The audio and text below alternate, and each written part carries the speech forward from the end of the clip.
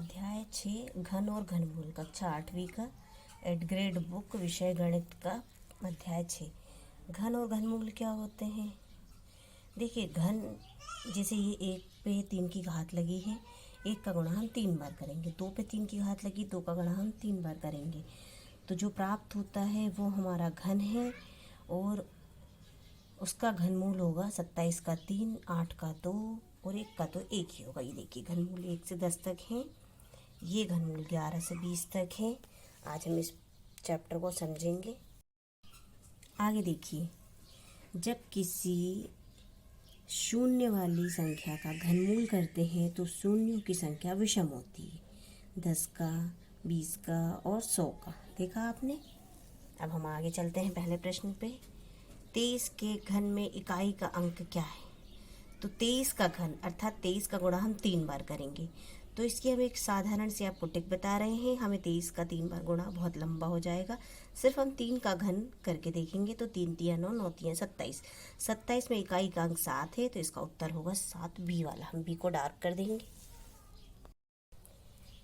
निम्नलिखित में से कौन सी संख्या पूर्ण घन है? तो पूर्ण घन ज्ञात करने की गुणनखंड जो विधि है उससे भी हम निकाल सकते हैं। इसकी है 216। अगर आप याद रखेंगे तो उत्तर लगाना ज़्यादा आसान हो जाएगा। निम्नलिखित में से किसका इकाई का अंक 9 है? तो इकाई का अंक हम जानते हैं किस किस का 9 होता है। 9 की घात 3 हम जानते हैं इकाई का अंक 9 होगा। इसका उत्तर है 9 की घात 3। चौथा प्रश्न, 100 के घन में शून्यों की संख्या। अब घन में हमें पता है कि 6 शून्य होंगे। अगर सम शून्य है तो सम शून्य आते हैं और विषम शून्य है तो विषम शून्य आते हैं। 2 हैं तो यहाँ हो जाएंगे घन में 6। अगला प्रश्न है, 1000 का घनमूल क्या होगा? तो इसका घनमूल होगा 10। अगला प्रश्न हम देखते हैं 6। 5 सेंटीमीटर भुजा वाले घन का आयतन ज्ञात करना है।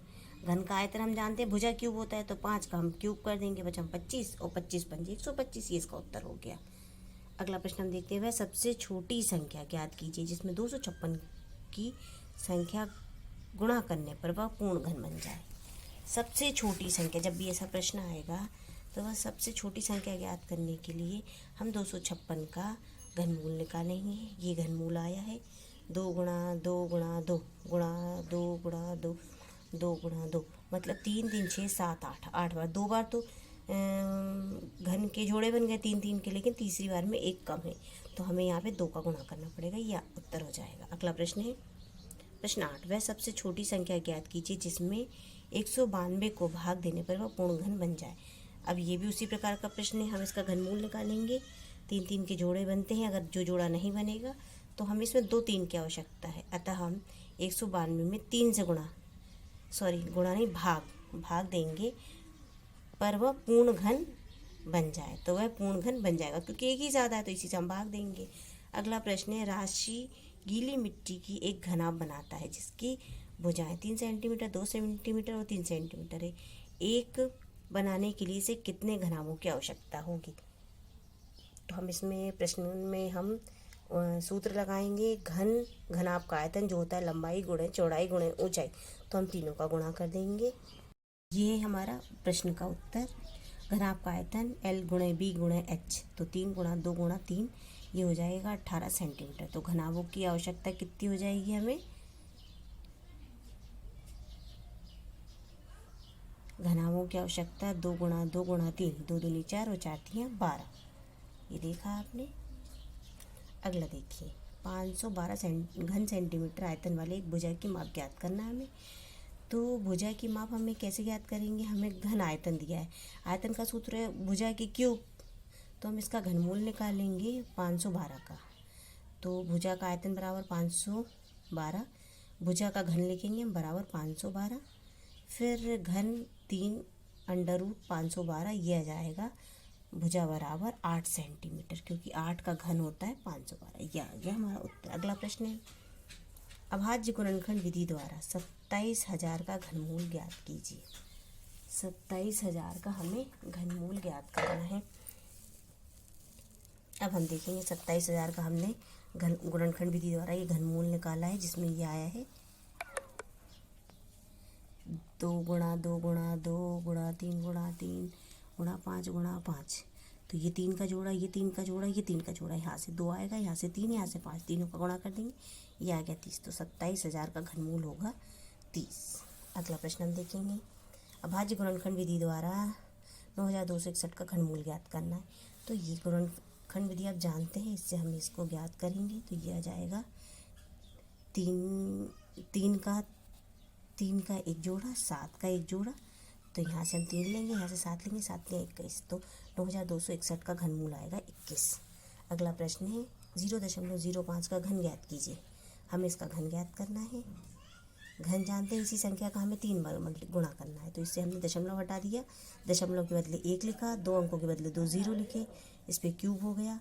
हम इसे 5 से काटेंगे तो 1/20 आएगा। 1/20 के ऊपर हम 3 की घात लगा देंगे, फिर 1/20 का हम 3 बार गुणा करेंगे तो ये आएगा 1/8000। फिर हम जब इसको भाग देंगे तो ये जाएगा 0.000125। ये हमारा उत्तर हो जाएगा। अगला प्रश्न है 2 पूर्ण घन का अंतर 189 है। यदि इनमें से छोटी संख्या का घन मूल 3 है तो बड़ी संख्या का घनमूल ज्ञात करना है। माना 2 पूर्ण घन संख्या x और y है, हमने x और y मान लिया जैसा कि प्रश्न में दिया था दोनों का अंतर, तो हमने दोनों का अंतर ये लिख दिया। फिर प्रश्न में बोला है छोटी संख्या का घनमूल 3 है, तो छोटी संख्या हमने जो घटाया था उसका घनमूल हमने बराबर 3 लिख लिया। तो y बराबर जब 3 है तो ये अंडर रूट इधर आएगा, तो 3 के ऊपर 3 की घात लग जाएगी, ये आ जाएगा 27। तो जब y बराबर 27 है, x माइनस वाई बराबर हमने देखा था 189 था, तो हमने x माइनस 27 बराबर ये लिख दिया। अभी 27 इजिकल टू किधर जाएगा, इसमें जुड़ जाएगा, तो x बराबर आ गया 216। तो 216 का घनमूल होता है 6। ये हमारा उत्तर हो गया। एक 6 हो गया और दूसरा 3। अब अगला प्रश्न हम देखते हैं। किसी घनाकार बॉक्स का आयतन 729 सेंटीमीटर है, वह तल में कितनी जगह घेर रहा है। हम देखेंगे घनाकार बॉक्स का आयतन हमें दिया हुआ 729। भुजा का क्यूब बराबर हमें पता है ये होता है बॉक्स का आयतन, तो हमने यहाँ 327 लिख दिया बराबर भुजा का घन। अब इस घन को हम इधर लेंगे तो यहाँ अंडर रूट क्यूब लग जाएगा। इसका हम गुणनखंड विधि से घनमूल ज्ञात करेंगे तो वो आएगा 9। तो तल का क्षेत्रफल बराबर, हमें तल का क्षेत्रफल ज्ञात करना है, तो तल उसका क्या होता है, वर्ग होता है। तो वर्ग का क्षेत्रफल क्या होता है, भुजा का स्क्वायर, तो 9 का स्क्वायर बराबर 81। इस प्रकार से हमारे ये प्रश्न हल हो गए।